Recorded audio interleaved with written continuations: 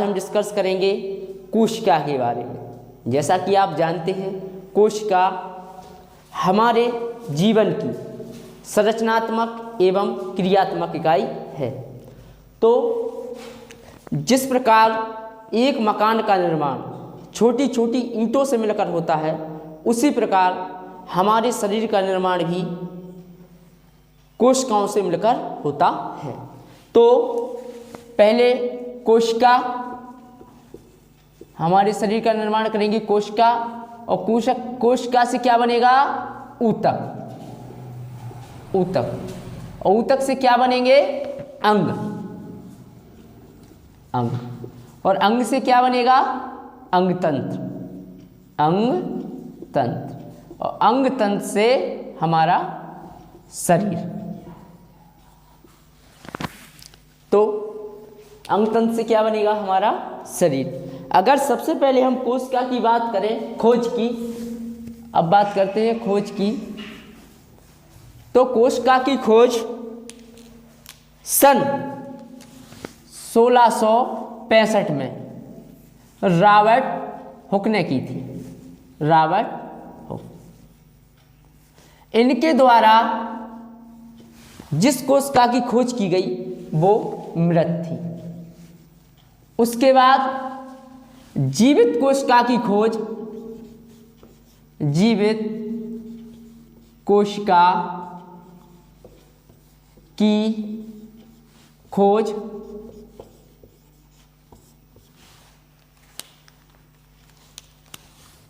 ल्यू van hoc द्वारा की गई।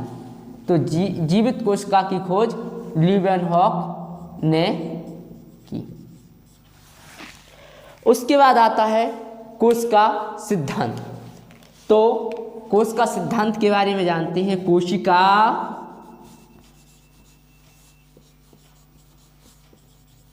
सिद्धांत, अगर हम कोशिका सिद्धांत की बात करें तो कोशिका सिद्धांत सबसे पहले स्लीडन,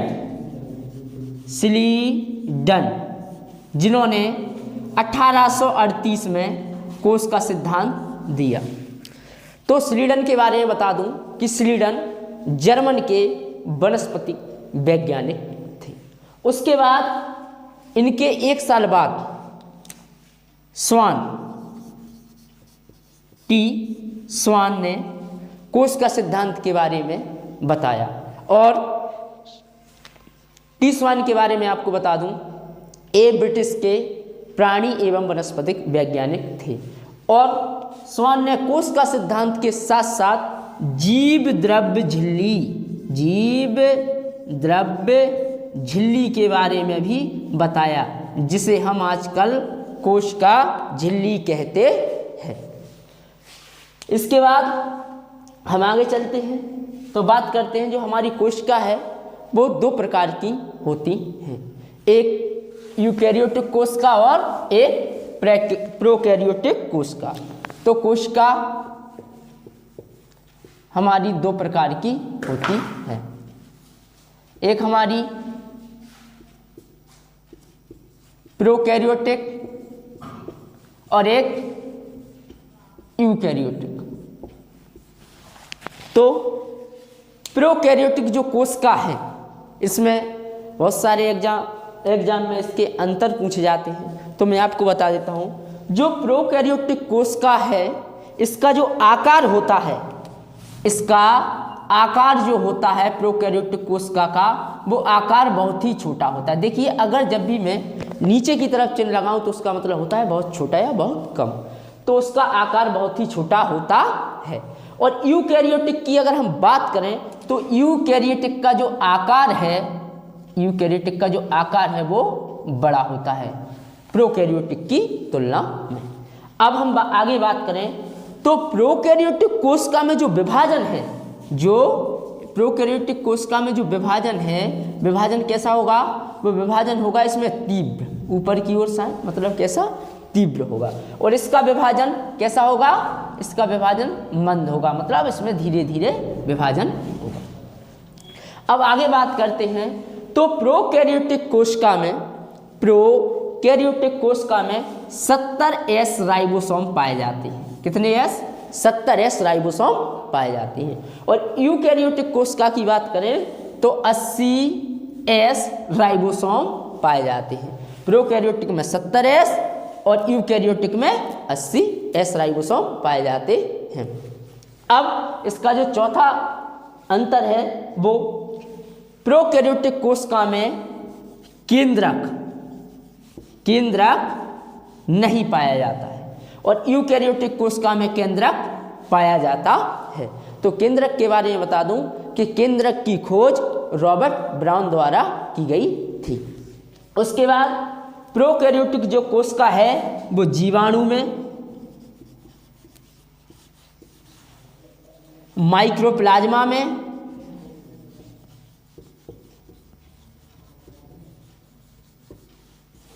और नील हरित शैवाल में पाई जाती है। ये प्रोकैरियोटिक कोशिका के उदाहरण हो गए, एग्जाम्पल।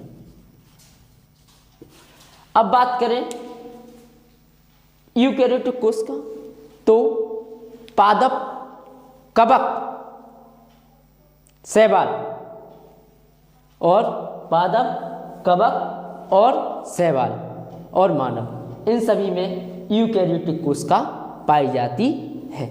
अब हम आगे डिस्कस करते हैं कोशिका के आधार पर जीव कितने प्रकार के होते हैं।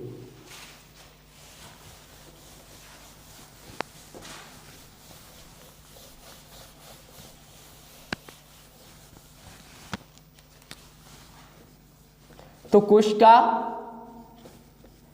और कोशिका के आधार पर हम कहें कि कोशिका, अब कोशिका के आधार पर जीवों को देखेंगे। अगर कोशिका के आधार पर जीवों की बात की जाए तो दो प्रकार में बांटा गया है, एक कोशिकीय, एक कोशिकीय और बहुकोशिकीय। एक कोशिकीय और बहुकोशिकीय। अगर हम एक कोशिकीय की बात करें तो ऐसे जीव जिनका शरीर एक कोशिका से मिलकर बना है, उन जीवों को हम एक कोशिकीय जीव कहते हैं। जैसे कि अमीबा और पैरामीशियम।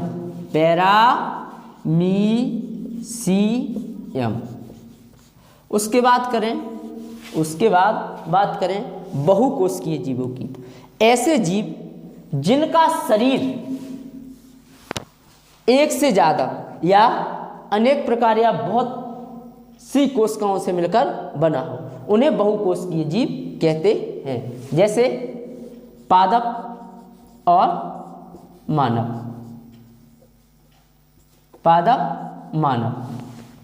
तो इसमें पादप और मानव में पादप और मानव एक बहुकोशिकीय जीव है। तो अब हम बात कर लेते हैं कि जो कोशिका है वो सबसे बड़ी कोशिका किसमें पाई जाती है, सबसे छोटी कोशिका किसमें पाई जाती है। अब हम बात करते हैं जो कोशिका बड़ी, छोटी, कोशिका बड़ी या कोशिका के बारे में। तो अगर हम बात करें सबसे बड़ी कोशिका, सबसे बड़ी कोशिका,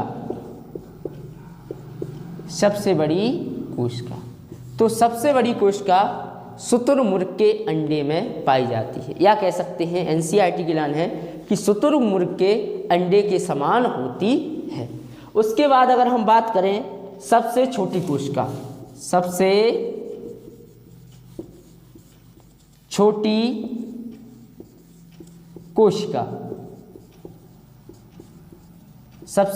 कोशिका, तो सबसे छोटी कोशिका होती है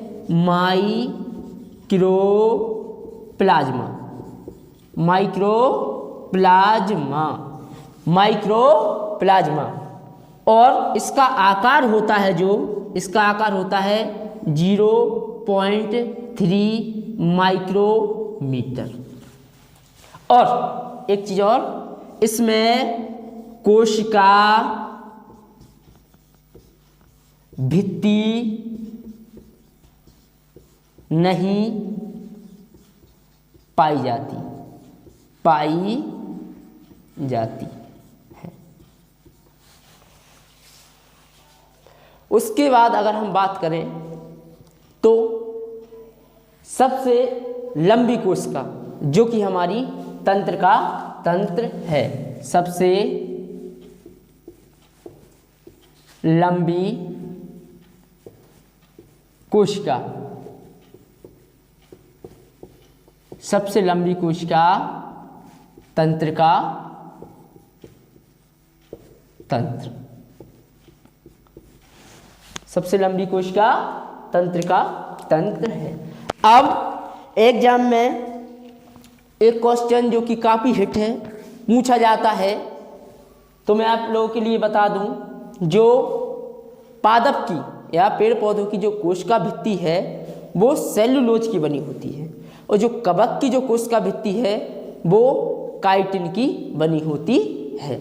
अब हम बात करते हैं, जो कि एक क्वेश्चन काफ़ी पूछा जाता है, पादप कोशिका एवं जंतु कोशिका में अंतर।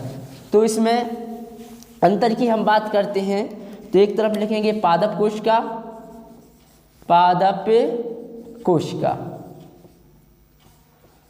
और एक तरफ लिखेंगे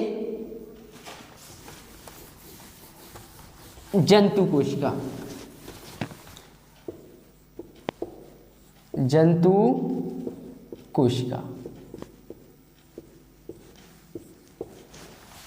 तो पादप कोशिका की अगर बात की जाए तो पादप कोशिका में जो पोषण होता है, आप लोग जानते हो जो पोषण है वो पादप कोशिका में जो पोषण होता है वो होता है स्वापोषण।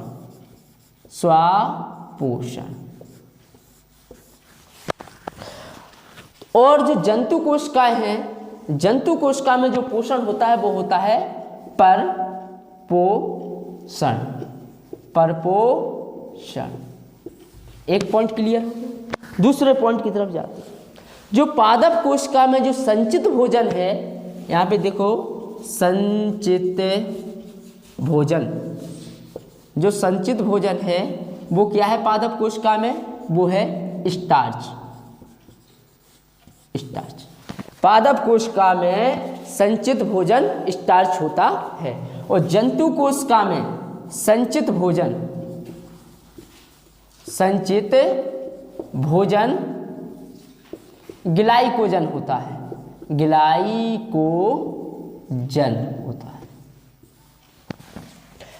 अब हम दो पॉइंट क्लियर, तीसरा पॉइंट और डिस्कस करते हैं। तो तीसरा पॉइंट देखिए, इसमें कोशिका भित्ति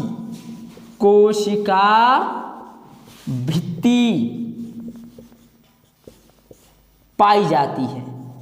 तो पादप कोशिका में कोशिका भित्ति पाई जाती है, और जंतु कोशिका में कोशिका भित्ति नहीं पाई जाती। उसके बाद अगर चौथे पॉइंट की अगर हम बात करें तो पादप कोशिका में लवक पाए जाते हैं, और जंतु कोशिका में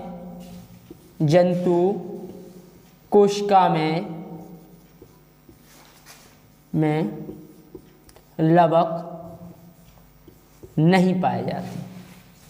तो यहाँ तक ये 4 पॉइंट आपके यहाँ से क्लियर हो गए। अब हम आगे बात करते हैं कुछ फैक्ट जो कि परीक्षाओं में डायरेक्ट पूछे जाते हैं।